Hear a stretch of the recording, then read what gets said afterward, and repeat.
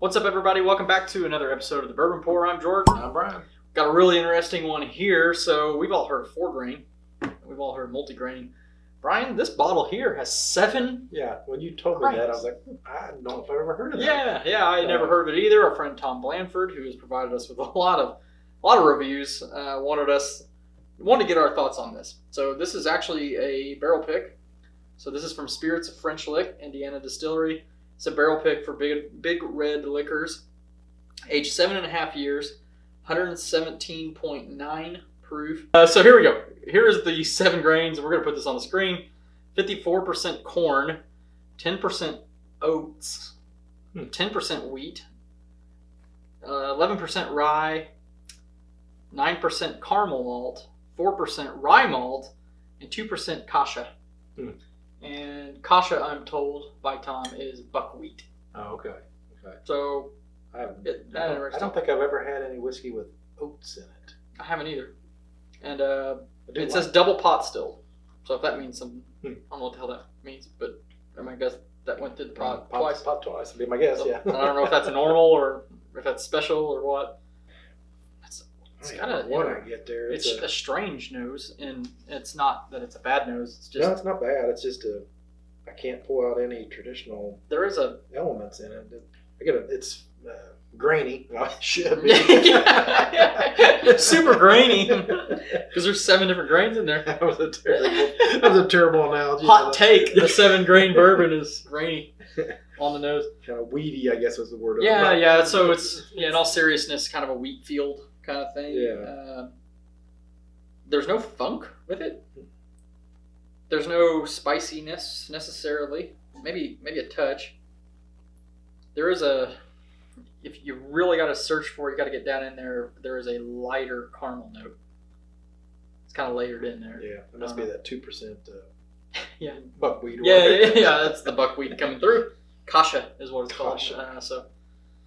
I can't really. It's okay on the nose. I can't specifically pick tell up. you what. Yeah, I can't tell you what it's spelling other than it's kind of a little weedy and a little. It's disorienting. Like a field. So let's go. Let's go for 6. Yep. What is that?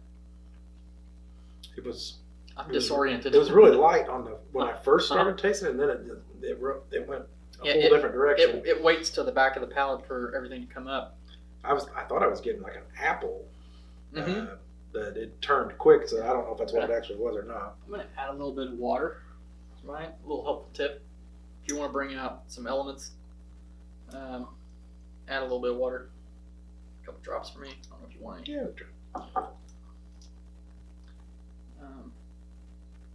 Go. The proof, it doesn't really drink over the proof. I was going to say that the proof doesn't really seem too high. So the water opens up some of this. There's a little gumminess. Yeah. I get a certain smell, and it's on French Lick stuff. It's a little earthy. Okay. It just goes in that direction. It's not a bad earthy. It just kind of goes. But it's not sweet at all. It's not sweet. Yeah, it's just kind of got the light caramel note that I was talking about has disappeared for me. Yeah, like a mossy type of. Yeah, mossy. That's great. It's a little mossy, weedy, grainy. Let's go for another sip on the water here.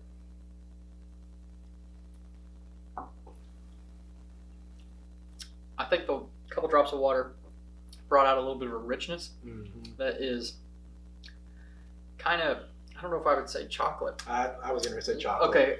Yeah, it's coating I think maybe my mouth in chocolate. Yeah, maybe like a milk chocolate, not a dark chocolate. Actually, I like it better with the drips of water. But the odd thing was it tasted hotter.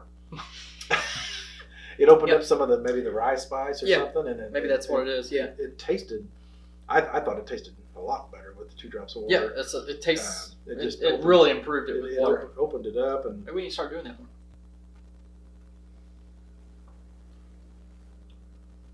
It's a little bit sweeter with the water, and it's like I said, richer.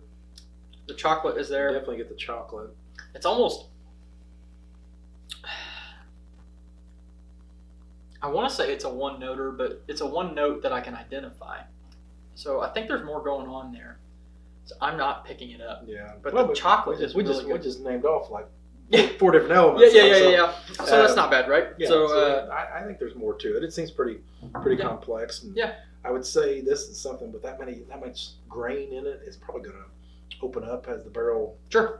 Now that it's been, I don't know how long Tom's had this, but like I said, it's got some. It was 7.5 years old to start with, and then you open that up and get it some air that it might totally change on you. Yeah. Like I said, it was selected by the big red liquor store.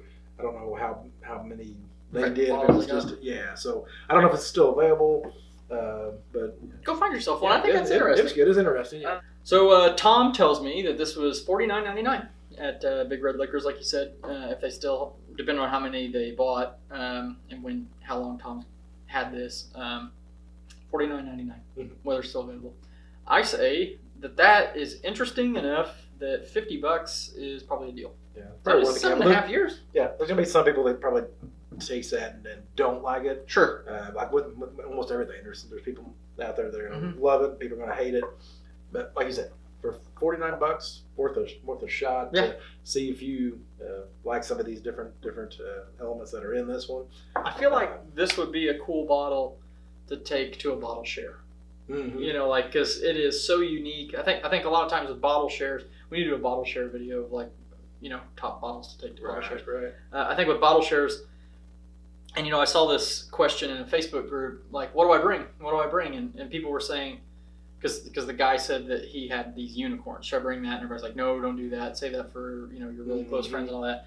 But try to take something different and unique, not an everyday or just something that people have had a hard time finding or are unaware of. Not found, yeah. And I think that this would be a perfect bottle share bottle because it is so unique and probably kind of tests the limits on bourbon.